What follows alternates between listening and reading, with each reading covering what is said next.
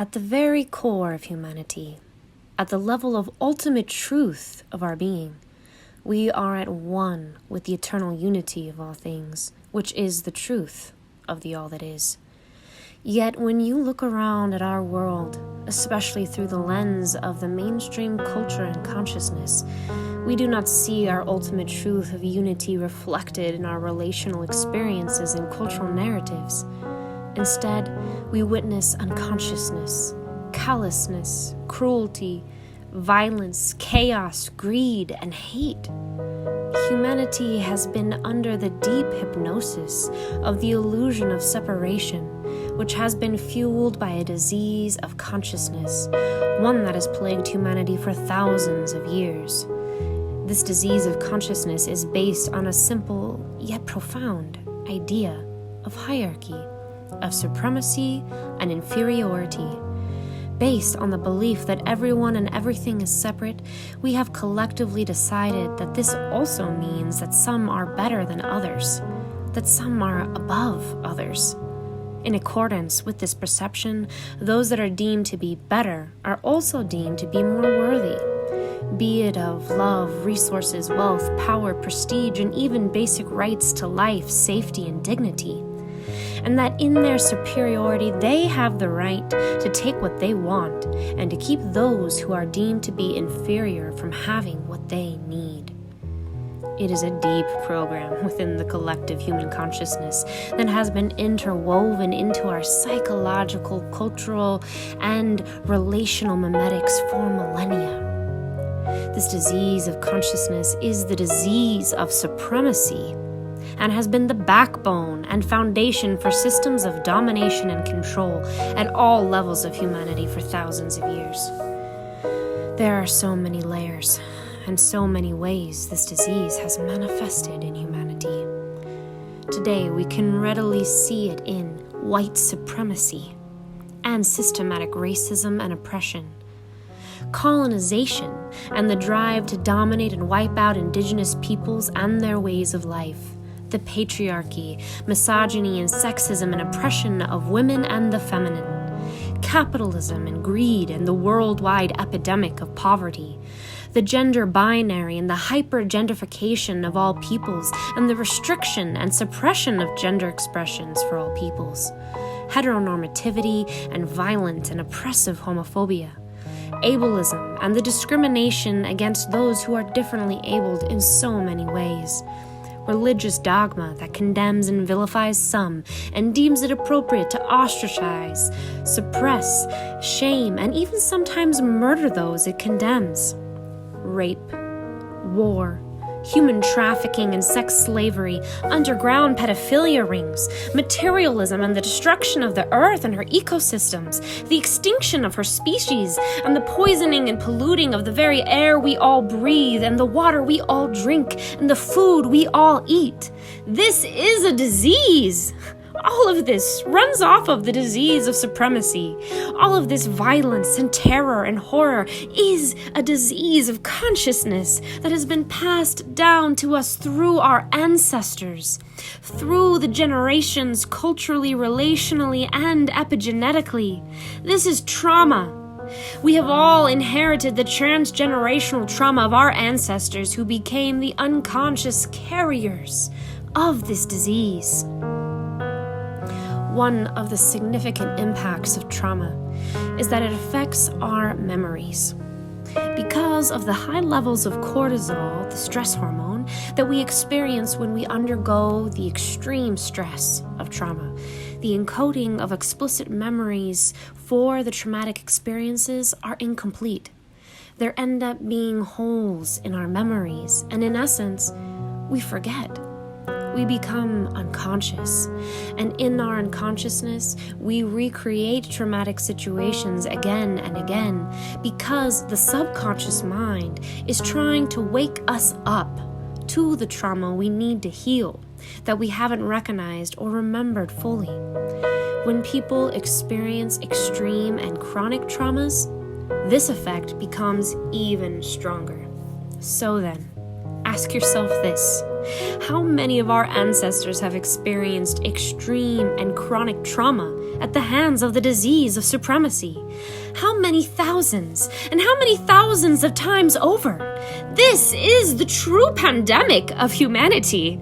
This mass hypnosis to the unconscious repetition of our ancestors' deep traumas that have been keeping us locked in our own suffering and continuing to repeat these patterns of domination and control for thousands of years. This is the disease that we must face together as a unified people. This is the disease we must all face within ourselves. And somehow, some way, the truth of our brilliant Creator and the perfection of all things cannot be left out of this discussion. As much as we have been re-traumatizing ourselves again and again, acting as unconscious victims to the disease of supremacy, there is another side to this as well. We have also been healing and empowering ourselves as a collective over time. As the great cycles of time are shifting our consciousness on a planetary level out of the dark ages, we have also been waking up and systematically addressing the disease together. The ending of institutionalized slavery and segregation, the worldwide movement of women's liberation, Black Lives Matter, environmental activism, and the legalization of gay marriage are all examples of how we have been clearing out aspects of the disease of supremacy from the collective. Yet, more is to be done. As we have been waking up to it, the darkness of this disease has been escalating in its tyranny and becoming more extreme and more obvious. This demands our attention.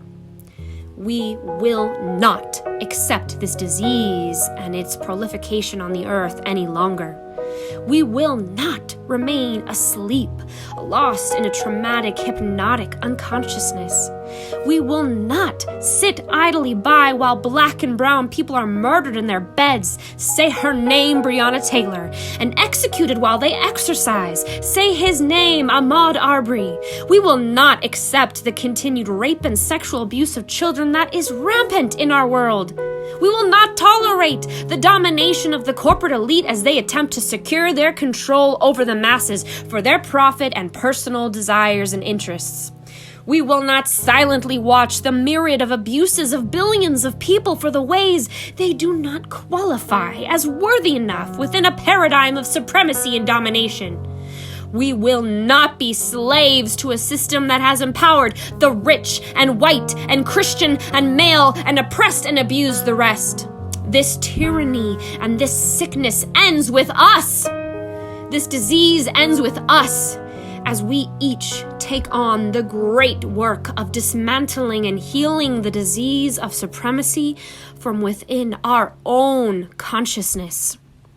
This is the time of the Great Awakening, and more people are waking up to the very real and long-lived horrors of our world. More and more people are waking up to their own personal suffering and realizing the depths of repetitive hypnosis that they have been operating in for most, if not all, of their lives. More and more we are remembering the truth of all things and reclaiming our sovereign divinity as co-creators and beloved children of the Most High. The healing is within the disease. The cure is hidden within the sickness. This is a part of the perfection of all things.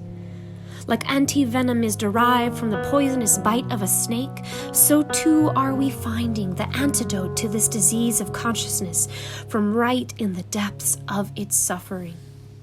As we suffer from the belief of separation, an inherent belief in the lack of unworthiness, and a deep patterning of unconsciousness, what is needed here is for us to remember our inherent unity, the equality and sacredness of all life, and to continue to increase our conscious awareness of the shadows within and without.